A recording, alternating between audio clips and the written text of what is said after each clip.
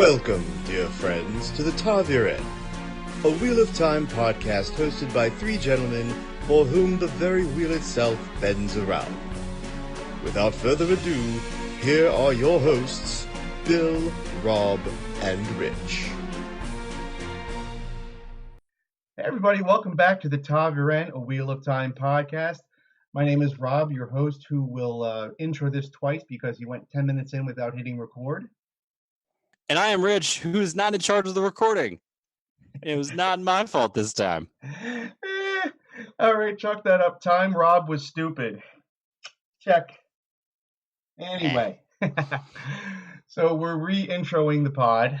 We are doing chapter 33, The Dark Waits. This is a big chapter. It's a good chapter. Bill and Rich alluded to last week. A big chunky chapter. A lot of stuff happening. The boys are making their way towards Camelin. They are alone in the world, but have to make their way. Yep. They will do it. They're on the road. They are on the road again. We do some more Willie Nelson. Yeah, I'd say on the road again with Willie Nelson. And Bill goes Turn the Page by Metallica. Bob Seger through Metallica, but still. Yep. Anyway, a quick rundown. Wheel of Time news, as mentioned next week, or as we mentioned in the non-recorded section. Sorry. Next week will be Wheel of Time Wednesday, so we're eagerly waiting what news comes from Prague. Hopefully it's a Tom casting, but who knows?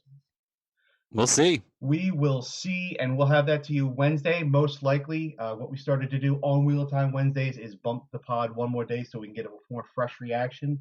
So normally we drop on Wednesdays, but on Wheel of Time Wednesdays, we're going to bump that to Thursdays. Just a friendly recording note. We do not have any new iTunes reviews, but we have seen a little spike in our YouTube subscriptions and viewings. Thanks to everyone who helps out and is part of this great family, even across the hashtag Twitter a time, all the Twitter love, all the Reddit love, YouTube love. This community is just insanely great, and we love it, and we're so glad to be a part of it. So thank you to everybody there. And as always, rate and review our podcast. If there's a way that you think we can be better, I'm sure there's plenty of ways we can be better, but please don't hesitate to give us your criticisms and lend a hand in making this the best that it can be. Yep. So that's a quick introduction now. Oh boy. Thank God Bill's not here. He would have just killed me on the spot. Nah. Yes. So this chapter opens in a different way. As I mentioned earlier, the boys were nervous enough when they were riding with an Aes Sedai and a warder, and they were in a big group making their way into unknown lands. Then they got separated at Shadar Logoth, and they ended up with Tom. Tom may not be a warder or an Aes Sedai, but definitely a man of the world, a man who can hold himself in battle. So they kind of leaned on him. Then they got separated from him, and now it's just the two of them. And all they know is Camelin. Something will happen at Camelin. We got to make it. So they've been the last few chapters. They've been making their way eastward, run into almost anything. They've had the dogs sicked on them from the farmers. Dogs sicked on them. They've had farmers' daughters sicked on them. Unfortunately, innkeepers, big and small, positive, negative. They've encountered dark friends. They've had lightning strikes. They've had all kinds of insane adventures. And now they're at this chapter. So the thought is they've had so much going on. How much more can happen to them? Well, according to this chapter, a lot. More stuff can happen. More stuff can always happen. So for this chapter, Jordan opens up with what I call a flash forward. Rich, do you ever watch the show Lost? Nope. It was a good show. I enjoyed it. I dived in head first when that show came out. And part of the literary process or the storytelling process that they used was flashbacks during episodes. As the story was progressing, characters would have their backstories delivered to the viewer, and you'd learn more about the characters. One season, without telling anybody, for one of the characters, they gave him flash forwards, and you didn't know about it. So you're watching these episodes, and the main character, Jack, you're seeing what you think is his backstory, because they're on the island, they're lost. But when they would do the backstory, they'd be like on mainland or whatever. But for Jack, they had what you would think is backstories until the finale when you realize it was a flash forward. And that was just the most, I'm like, oh my God, I never thought you could do a flash forward and show somebody's future and then have the story build up to it by the finale. Yeah. And that was just an insane way to tell a story. I thought that was brilliant. That's what Jordan kind of does here, because the boys open up riding down the road in a wagon, the back of a wagon, by a guy by the name of Chaim Kinch. You don't know how the boys got there. The last we knew, they were leaving. They were leaving the dancing Cartmans. Yeah, Bill's Cartman impersonation. The Glad he did dancing it. Cartmans. Oh man! So the boys were leaving in the middle of the night after some random strike of lightning. So that's how the chapter ended, and it immediately opens up. They're in the back of a wagon. We don't know how they got there. And part of the conversation, the boys were in a bad way, not just because of the lightning strike, but Matt's eyes seem to be bugging him. Rand seems to be not feeling it. Matt's like, "Hey, Rand, you feeling any better?" Okay. Matt, how's your eyes? Oh, they're okay too. So as soon as we hear this, we're like, well, what happened? Some crap happened. How the boys end up like this? Then it's almost like a Wayne's World, dream sequence where they faded back, and then we get the real bulk of the chapter. Before we get to that, though, we do get a little bit of lore. I think Master Kinch's wagon passes a whole bunch of Queensguard. The boys see these Queensguard walk by, and they're like, "Wow, who are those guys?" Master Kinch's like, "It's the Queensguard, it's the Royal Army. What are you talking about? You're in Andor here. That's the army. Aren't you guys from the Two Rivers? That's part of Andor." And we kind of realize the reader realizes, even though Two Rivers is within the kingdom of Andor, Two Rivers folk, they've never considered themselves part of a kingdom. They kind of always considered themselves their own interstate. And Yep. it's funny because that's back to one of the lines. I think it might have been Master Alver. They basically tell you Two Rivers take care of themselves. The Two Rivers folk take care of themselves. Back to the Ty Shar, Menetherin, and all that. It's weird for them to realize we are part of this kingdom. Two Rivers isn't part of a kingdom. We're our own place. That's Yeah. so It's bizarre. different. It's different for them because they're off on their own. Mm-hmm. They don't have no one comes to bother them. No one comes to collect taxes. Nobody does anything else like that. So I get it. I understand how that they would see that.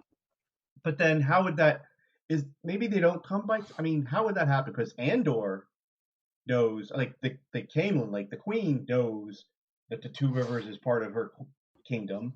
Yeah.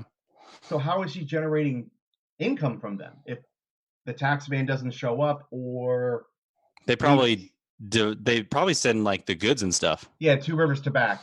That's probably the thing. We send you the tobacco. You don't tax it. I don't even know, because if a tax man ever came to Two Rivers, that would be the talk of the town. Oh my, strangers, oh, tax man. What's this for? But I guess that never happened. So I guess maybe Mayor Alver, has trade in tobacco with the Queen, and that's the income. I don't know, but it was an interesting concept for them to realize. Oh shit, we're actually part of a kingdom. So, oops. Yeah, oops. After they have that little epiphany about that, that's when the farmer drops them off 2 days from Camelin. So Rand begins to think back about the events since Four Kings. Flashback, that's when you get the Wayne's World. Yep. As we mentioned, the boys left Four Kingdoms in the middle of the night in freezing rain. Matt ended up being temporarily blinded because of the lightning flash. I think one of the lines was Matt said he was looking directly at that spot. For the moment, temporarily blinded from the totally random lightning strike that killed Goad and all of his men. So, like I said, at the end of the chapter, they just made off. But what you realize is that this lightning bolt killed the guys by the doorway who were making their way out, gave the boys a way out by blasting open the window, killed all the guys that were outside waiting for someone to come out the window, and didn't seriously harm Matt or Rand. So that's a lot of boxes that got ticked off in some random lightning bolt, right? Oh yeah.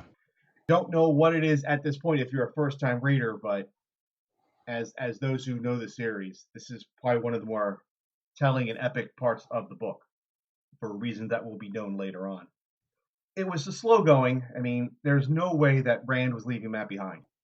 They're trying to make their way out of that town as far as they can, because they could be chased by Goad, could be Hake, could be anybody, could really. be anybody. It's dark. It's a rough road.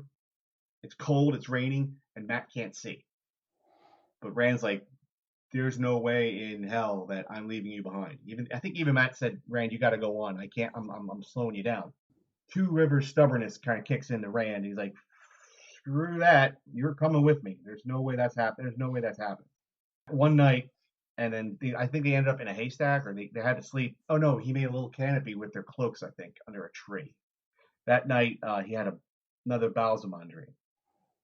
He remembered that he was back at the Dancing Cartman, and that Goad was there sitting with him. I forget the exact description, but Goad looked like he had just been struck by a bolt of lightning. I think it was like the flesh was falling off of his face, or part of his jaw fell off, or something like that. And That sounds about right. Yeah. Balsamon's sitting there with Rand. He's like, see, my puppets work for me. He may be dead, but he's still serving me. He tells Goad, you've done your job well, and I guess Goad fades out. But then Jordan mentions it. Goad has this absolute look of euphoria, but then at the last second before he goes away, this immediate oh no kind of look, and just desolation and despair as he fades out. He's happy that he pleased his master. Then he realizes the absolute shitstorm that he's currently in, and you can only imagine what kind of eternal damnation that Goad is now caught in. Don't when the devil comes down. As Rand wakes up from the dream, Matt, also apparently having a Balsamon dream, wakes up screaming that he took his eyes. It makes you think that Balsamon is in each of these boys' dreams, and he's able to key in on their weakness at the moment. It's not like he's giving a generic dream to all three boys and telling them, this is me, this is a projection of me in your dream, and you're going to have the exact same dream of me. Rand, he's sitting there with Goad, and he's showing him, what his lightning bolt did. Matt, he's taking his eyes because he's blinded. And then, as we learned in an earlier chapter, the wolves are there, and Balsamon shows up and tells Parent, this is who you got helping you, you loser. Balsamon's getting a little bit more information from these boys, and he's using that to kind of tweak them in these dreams and trying to flip them to the dark side. They wake up, they both say, it was just a dream, but he's like, took my eyes. It's just so, that would freak me out. It's a shame we don't talk about spoilers here, but I'm just going to leave it at that. Yeah. So my next note here says the boys get what seems to be their last random act of kindness. I know Rand had mentioned that. It's been so long since we had a random act of kindness. One of the people they meet along the way from Four Kings says, you guys looking rough. Here's a couple extra scars. My boys have plenty, so here, you guys can use it. Matt is incredibly thankful because that immediately now can shield him from the sun, because as his eyesight slowly comes back, high midday sun is kind of making it harder. Very sensitive to light at this time. And to Rand, this is his last, what he calls the last random act of kindness for some time. Once again, a little bit of foreshadowing, I guess. Boys are trying to make their way, and they know that they had a good run for a period of performing or playing for their supper, but they've learned the hard way that they literally go up on stage or literally put themselves in plain sight. They're going to attract dark friends or who knows what. So they kind of have a conversation where they're like, listen, we can't sleep outside. We can't, bellies are rumbling. We gotta try and smartly find a way to be able to play for our supper and not so much attention to it, right? Yep. Things are the desperation is setting in. After the events in Four Kings, they don't want anything like that to happen again. It's just crazy. In the morning, Rand is reinvigorated. He's got his second wind. He even thought he would, I think it was the line he said, God, I think I might even kiss Moiraine if I see her again. Matt got his eyesight back. Everything was on the up and up. So, pep in his step. He's like, we can do this. Let's keep trudging. Then they go into the next village, and they sit down to have breakfast, and they meet. You know who they meet? Crap. I forgot who. They meet crap. No, they meet Piter. The Oh boys meet yes, the Piter. little guy. I The called little him. guy. He's a dark friend Boy Scout. Ain't he just the cutest Yeah, thing? Hey, yeah. Dutch Willikers. He's definitely not who you would expect to be a dark friend, but all right. Hey, put a little 10-minute audio clip of myself on the back end of your pod, and I alluded to the reference that dark friends aren't always these evil, maniacal lords of magic and mayhem. They can be mid-level tier. They could be low-level tier. They could be Joe Nobody. Last chapter, they got Hal Goal, who was the merchant who had money and resources, able to buy big beefy men to go beat up and capture Mm-hmm. boys for him. But then in this town, we got Piter, who's, oh, gee, Williker, guys, just come to the dark side, because that's really good, don't you know, kind of guy. It's the Beaver Cleaver of exactly, he is the Dark Beaver Friends. Cleaver. So I got here the Adventures of Piter. So after begging and pleading for the boys to join the dark side, he puts his hand on Rand's shoulder because he doesn't know what these guys have been through. He just knows that the boss man wants these two boys. Have him go get those two boys to me. So he's all right. I'll go talk to them for you, Bowserman. I can do that for you. So he's talking to them, and the boys are not having it. They immediately know what's going on. Matt's reaching in for the dagger. Rand's like, dude, we don't know you. You're freaking us out. I don't like this as we're going. Go away. So he puts his hands on Rand's shoulder. And immediately that was like, ooh, that was not a good move, dude. And he gets decked.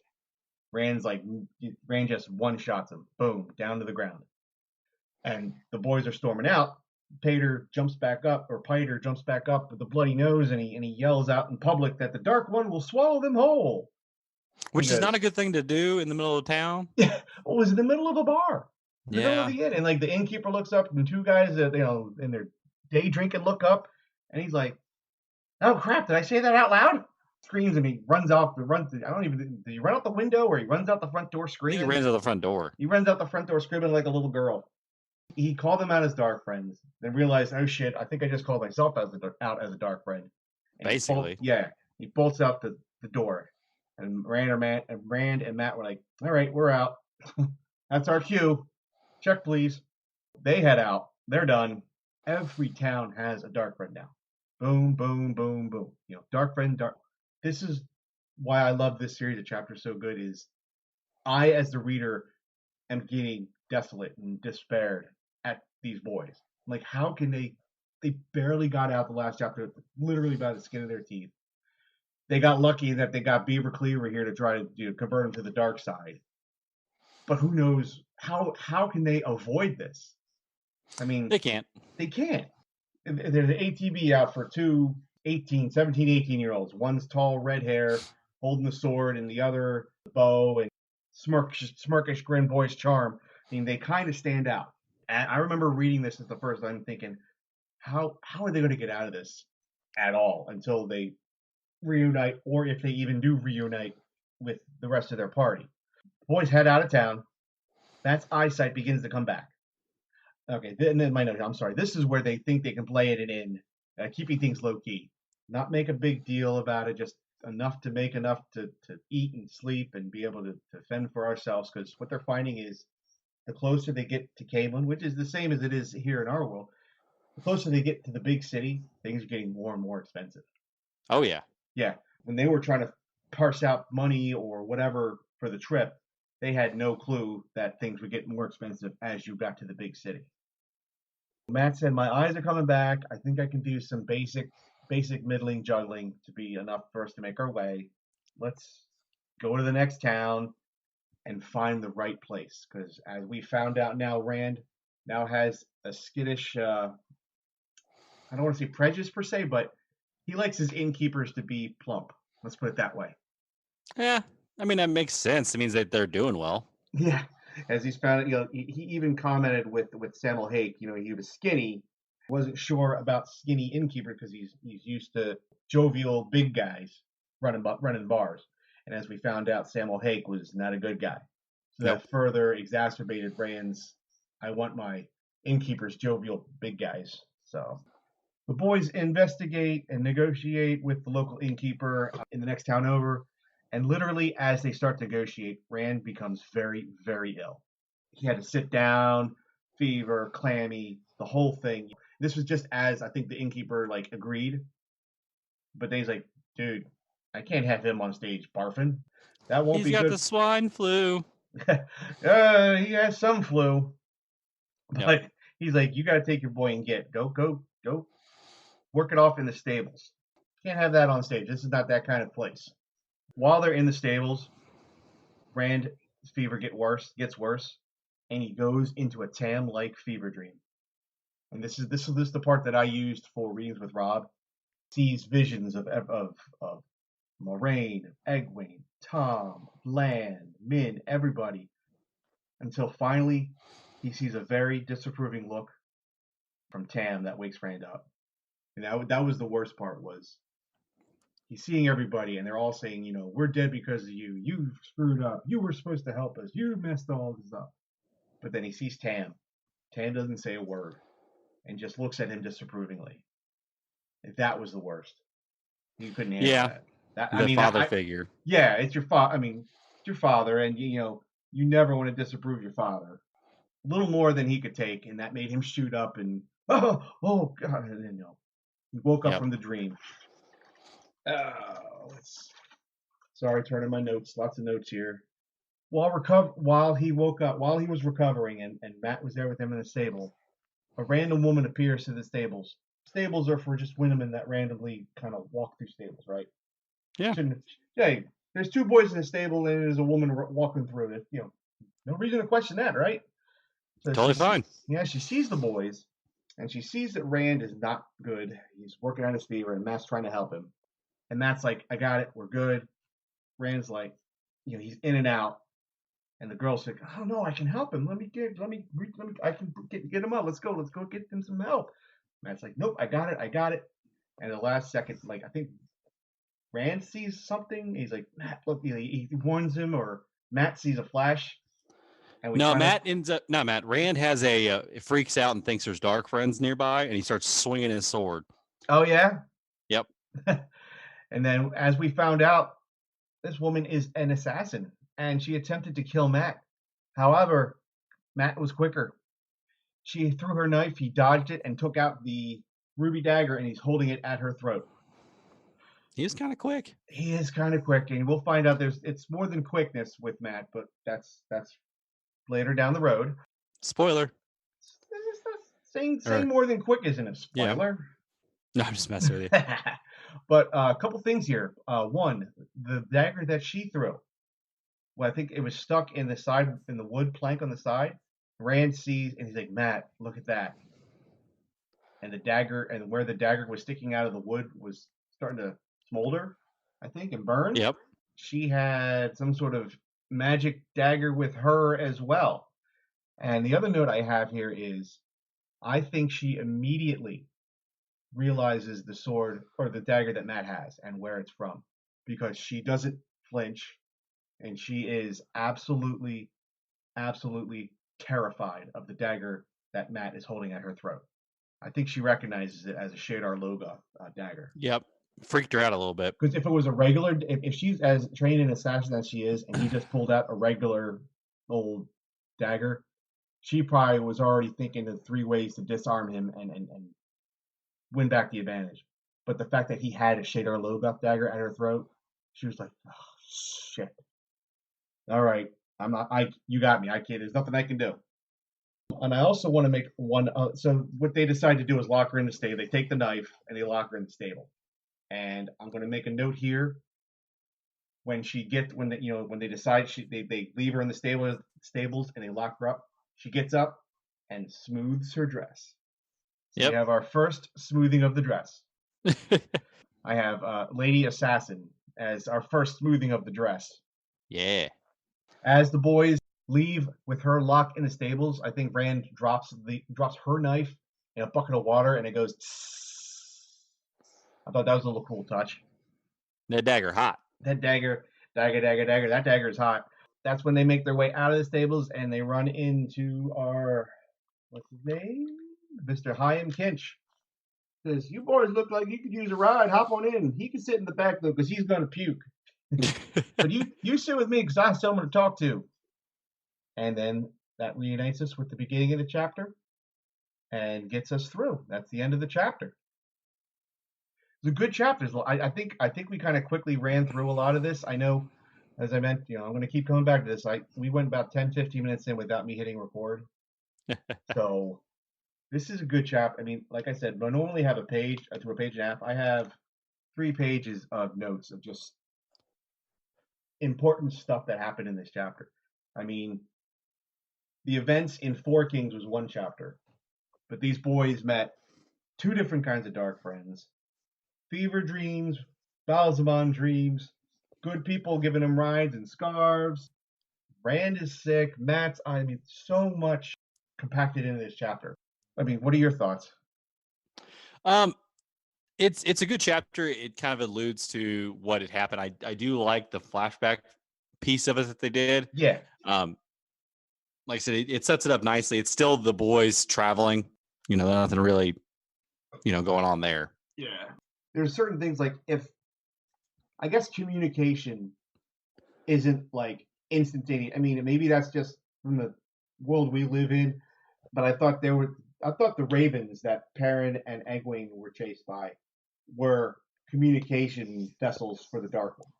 As in, they were going to report back and tell the Dark One, hey, one of your guys is here. But I guess when you're using Dark Friends, you don't have that kind of immediate communication. Because my thought is, if I'm sending out Hall Goad and his cronies out to get these 2 boys, and they die by lightning strike, I'm not sending Pater. Boy, he can stay. He can stay home. I'm sorry, Goodfellas reference. He can stay home and shine his shoes. Man, he was not good. He did not. Nope. I don't think he's going to get promoted. But then after sending him Pater, they send this assassin who I'm not gonna spoil anything except to say that she does have a name, and I think we will see her again. Okay. There's definitely, like I mentioned, there's different tiers of Dark Friends. You watch the Harry Potter movies, right? Yeah. So in the 3rd movie, the triple-decker bus. Yeah. All right. So there was a guy that was a ticket taker, and his last name was Shumpert. I keep forgetting his first name, but in the books, in J.K. Rowling alludes to that. There's wizards. There's you have your big super wizards like Voldemort and Harry Potter and Dumbledore, but everybody could be a wizard and doesn't have to have this immense power, and you'll have ticket takers that are wizards. In that same kind of vein, Jordan has, not everybody that's evil is rich and powerful. You can have your Piters of the world, or you can have like this woman who may be from nothings that raised herself up to be an assassin who got the bad luck of the draw trying to kill someone who was wielding a Shadar Logoth dagger. It's interesting to see that dynamic. Because I would have thought once it was realized that lightning was used against Hall Goad, I'm going to have to bring the farm. If I want these 2 boys and they escaped one of my guys with lightning, I'm not sending 1 or 2 people. I'm sending the farm. They're here. Move, go, get everybody out. All full on blitz. That's just my take. It's a slow build, and it's fine. It's perfectly fine. I love the way this builds. Like I said, it helps with the desperation and the desolation and despair of these boys' travels eastward towards Camelot. Yeah, because it's just like there's no rest. There's no rest at all. They sick and tired of sleeping outside. They're sick and tired of eating scraps. They have a way to sustain themselves. They can play for food. They can play for lodgings, but they can't. Draws out all the Dark Friends. As the reader, I was like, oh my god, what's going to do? Every town, someone new. And this is where it kind of comes to a head. Or maybe in the next chapter, we'll see if it comes to a head. But this was a great chapter. I loved it. Yeah, I thought it was pretty good. It has a lot of good stuff to it. Yeah, it's a lot of good stuff. A lot of ups and downs. Yeah. So, as I mentioned before, let's take us to readings with Rob. I used, like I said, I went with Rand's Fever Pitch Dream. Here we go with Readings with Rob. And now, the Taviren present to you Readings with Rob. Chapter 33, The Dark Waits. There were other visitations in the night. While Matt dozed, Rand was never sure if they were really there or not. Sometimes he looked at Matt, with his head on his chest, wondering if he would see them too if he woke.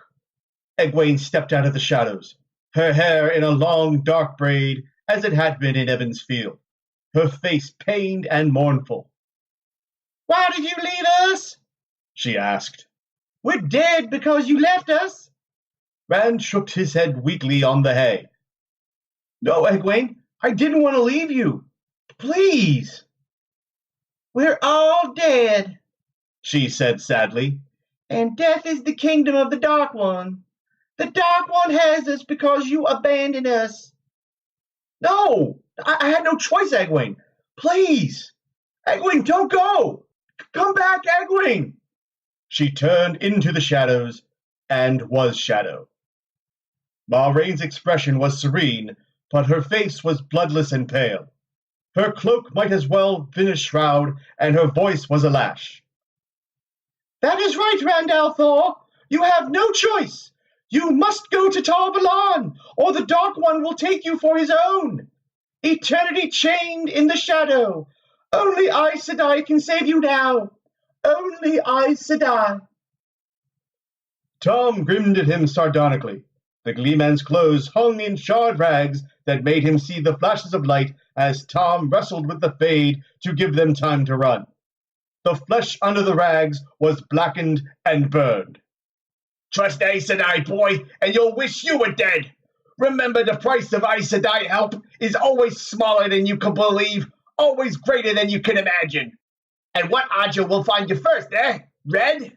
Maybe black? Best to run, boy, run!" Land's stare was as hard as granite, and blood covered his face. "Strange to see a heron mark blade in the hands of a sheep herder. Are you worthy of it? You had better be. You're alone now. Nothing to hold to behind you, and nothing before. And anyone can be a dark friend." His smile was a wolf smile, and blood poured out of his mouth. "Anyone." Perrin came, accusing, pleading for help, Mistress Alver weeping for her daughter, and Bael Doman cursing him for bringing fate down on his vessel, and Master Finch wringing his hands over the ashes of his inn, and Min screaming in a Trollocs' clutches, people he knew, people he had only met. But the worst was Tam. Tam stood over him, frowning and shaking his head, and said not a word. You have to tell me," Rand begged him. "Who am I? Tell me, please. Who am I? Who am I?" he shouted. "Easy, Rand." For a moment he thought it was Tam answering, but then he saw that Tam was gone. Matt bent over him, holding a cup of water to his lips. "Just rest easy. You're Randall Thor. That's who you are, with the ugliest face and the thickest head in the Two Rivers. Hey, you're sweating. The fever's broken." That was Readings with Rob. If there's a passage in an upcoming chapter you wish to have read on the podcast, simply tweet us at TavirenPod with your request. All right. Readings with Rob. I picked that section because, it gave me a little more variety of people to use. So instead of just having one or two voices, I got to do like 3 or 4. I did that. That was for me. So deal with it. That's right. All right. So what do we have? Pardon the noise. That's my notebook. Next chapter we have The Last Village. Yes, right. Because when they got left off, Kim said that Caemlyn was 2 days walk away. They're almost there to Caemlyn, and as far as the boys knew, Caemlyn, it's going to work out some way, somehow. It has to. That's just basically the premise that Rand has. It has to somehow work out. Yeah. So we'll see how they do on the last jaunt towards Caemlyn. Rich, this was good. I enjoyed the time. I will be. Let's see. What am I going to be doing? I'm going to be sleeping it out in the stables. I had a rough night. Sorry. Nothing wrong with that. What are you going to be doing? I'm trying not to get stabbed by somebody trying to kill me in the night. That's my goal. Trying not to get stabbed. That's a good goal. I like that goal. I'm a fan of that goal. All right, guys. We'll talk to you next week. Take care. See ya. Bah.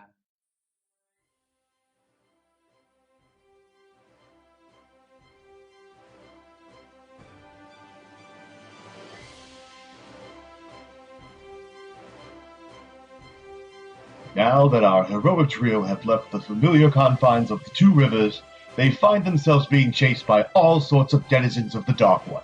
Our party has been scattered, and the boys separated from Mograine and Lan.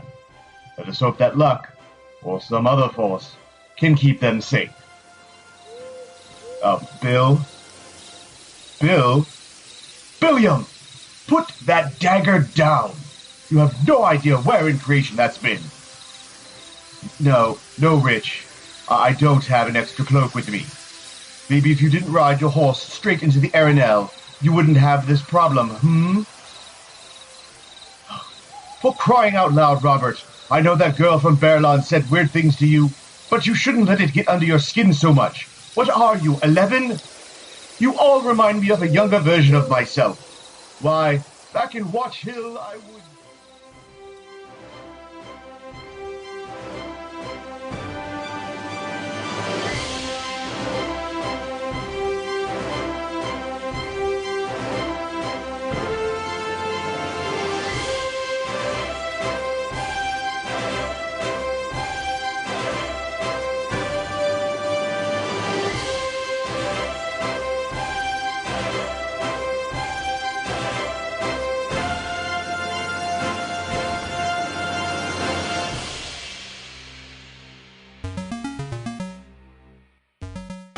Hello, friends. This is Troidal Power, host of the Troidal Power Presents the Power Playthroughs podcast with Troidal Power, a podcast where I, your host, Troidal Power, play through games in a powerful way.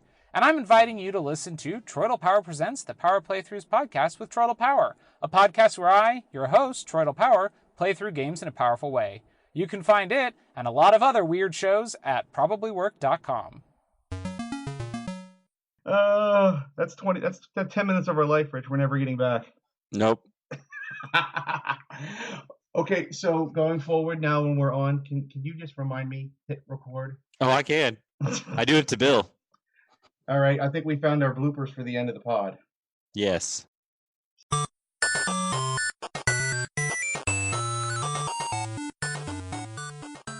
This has been a presentation of the We Can Make This Work Probably Network. Follow us on Twitter At Probably Work. For more of our questionable content. Also, we have a website called probablywork.com.